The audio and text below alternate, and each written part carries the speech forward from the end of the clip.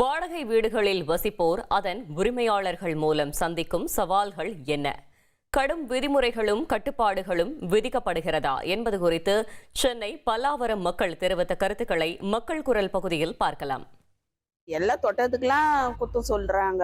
வாடகையில இருக்கிறதுனால இவ்வளவு பிரச்சனைங்க இருக்குது. வாடகையில தான் சார் இருக்கிறோம். நம்ம ஓசியில இருக்கிற மாதிரி நினைச்சுக்கிறாங்க. ரொம்ப பிரச்சனைங்களா இருக்குது. தண்ணிக்கு கொஞ்சம் ஏதாச்சும் தண்ணி கஷ்டமாக இருந்து கேட்டோம்னா நாங்கள் என்ன பண்ண முடியும், இருந்தால் இருந்து இல்லைன்னா காலி பண்ணி போங்க அப்படின்வாங்க. வாடகை ஒரு நாள் லேட் பண்ணிட்டா கூட முறைக்கும் நின்று கழுத்தை பிடிக்கிற அளவுக்கு கேட்பாங்க. இந்த மாதிரி சூழ்நிலாம் இருக்குது. வீட்டு வாடகைனா பேசப்பட்டதே கிடையாது. ஏன்னா வீட்டு வாடகை இருக்கிறவங்க ஒவ்வொருத்தரும் கேட்டு பார்த்தா தான் தெரியும் அவங்க சூழ்நிலாம். பேச்சுலர் விட்றோம் வச்சோங்க, அவங்க என்ன சொல்கிறாங்க 3 பேர் தான் வருவான்றாங்க. ஆனால் உள்ளே பார்த்தீங்கன்னா 8 பேர் 9 பேர் இருப்பாங்க. நம்ம யார் வரான் யார் போகிறான் நம்ம வாட்ச்மேன் வேலை பார்க்க முடியாது. ஹவுஸ் ஓனர் 10 மணிக்கு மேலே வருவான், போவான், செய்வான்.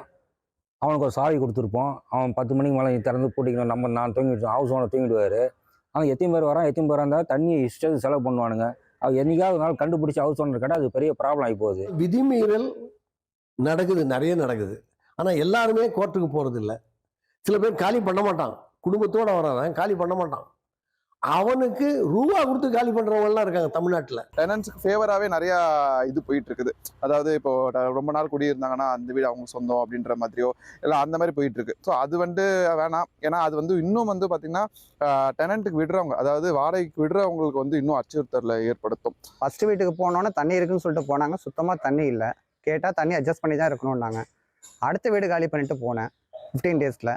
அடுத்த வீட்டில் பார்த்தீங்கன்னா போனால் 9 மணிக்கு மேலே மோட்டர் போட மாட்டாங்க. டிவி சவுண்டு ஜாஸ்தி வைக்கக்கூடாது, சத்தம் கேட்கக்கூடாது. இவ்வளோ கம்ப்ளைண்ட் இருந்ததுனால அடுத்த வீடு 15 நாளில் காலி பண்ணி திருப்பி ஒரு வீட்டுக்கு வந்து தான் இப்போ செட்டில் ஆயிருக்கேன். வீட்டு வாடகை இருப்பவர்கள் என்னென்ன மாதிரியான கஷ்டங்களையும் இன்னல்களையும் சந்தித்து வருகிறார்கள் என்று பல்லாவரம் பகுதி மக்களிடம் கேட்டறிந்தோம்.